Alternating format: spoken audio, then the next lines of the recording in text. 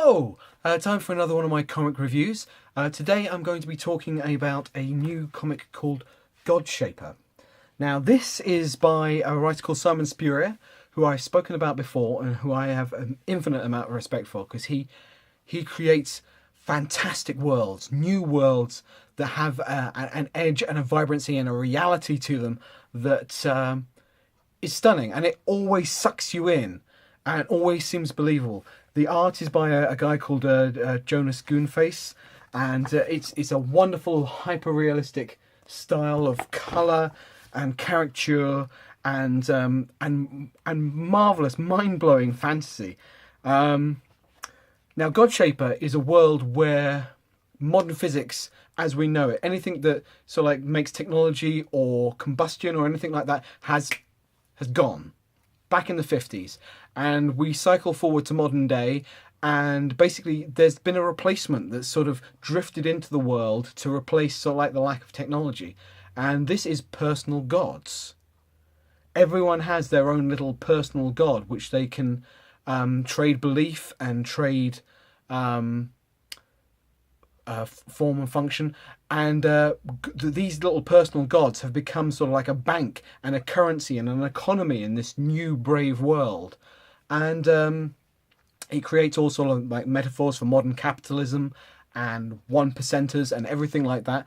And it's a fantastic, vibrant world, and it's got a bohemian edge to it. It's got elements of sort of grifters and con men, and so like 1920s depression sort of vibe to it as well. It's sort of like it's a hodgepodge of reality, and some of the gods sort of like mimic elements of technology, say refrigeration, or they can create pictures or transmit things or take messages or whatever. And there's a multifunction of things that these gods can do for us. So they've kind of filled in the void that's been left by technology, but also by currency and by money. So there's lots of metaphorical angles, and it's one of the things that Simon Spurrier does so well, and he just creates these fantastic, vibrant worlds. I mean, I've spoken about him before. He's currently engaged in writing the Dark Crystal sequel. He wrote a wonderful series called Weavers and The Spire, and another series called Cry Havoc, and he just creates worlds very, very vividly, and it's marvellous to hear. Now, into this world we plop someone who, if you're in a world where gods are currency, where gods are technology, where gods are the status symbol, they're the Ferraris, they're the iPods, they're the iPads, they're the status symbol, they're the thing that you want to have, they're the iWatch, they are the be-all and end-all of society, of everything that you want in life, materialistically. So someone without one, what are they going to be like? And that's who we follow and we get dropped into in this world. And this is the Shapers. 1 in 10,000 raised without gods. Dispossessed, despised, drifting, incapable of wealth, but able to mould god flesh like clay. Always hated, always needed. And this is the character that we hook up with.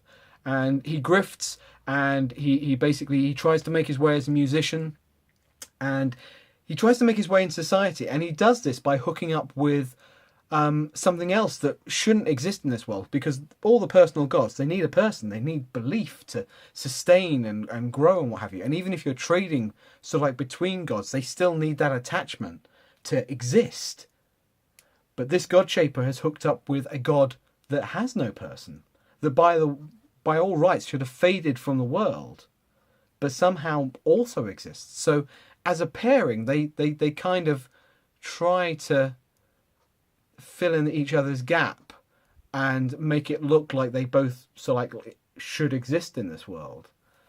But of course it's a lie. And so they're constantly in a fear of being found out. But then you add extra layers, because this guy then gets roped into a hard luck story of someone else who's had their god diminished, and they've been beaten down by this new world, And basically he gets asked for help, which does he give it, does he not? But it's very noir-esque in that respect, and it's again, it's another thing that Simon Spurrier has touched on before in things like Weavers. It's a very rich world, and you have a feeling that it's going to blow up into a much larger thing, because in this world of like gods and very human avarice, you get plumped this guy who's a complete outcast and outsider, and yet he can completely alter any aspect of someone's personal god and personal bank. So you would have thought that gave him power, but it also makes him shunned and what have you. So it's an immensely interesting concept, and the artwork is fantastic. The story as it unfolds is fantastic. The relationships that are just within this first issue just drawn together. It's got elements of grifters. It's got elements of noir, elements of sort of like outcasts in society. It's got musical elements. It's got everything. It's vibrant. It's rich. It's a fantastic comic. It really is. And you should read it. You should read this right now. Simon Spurrier is fast becoming one of my favourite writers within comics because his work is consistently excellent. So Godshaper.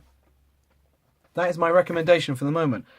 Buy it. Find it. Read it. It's going to be a fantastic series with a rich mythology and just a world that feels new and fresh and something you haven't seen before. So I hope you enjoy it. Thank you very much for stopping by today.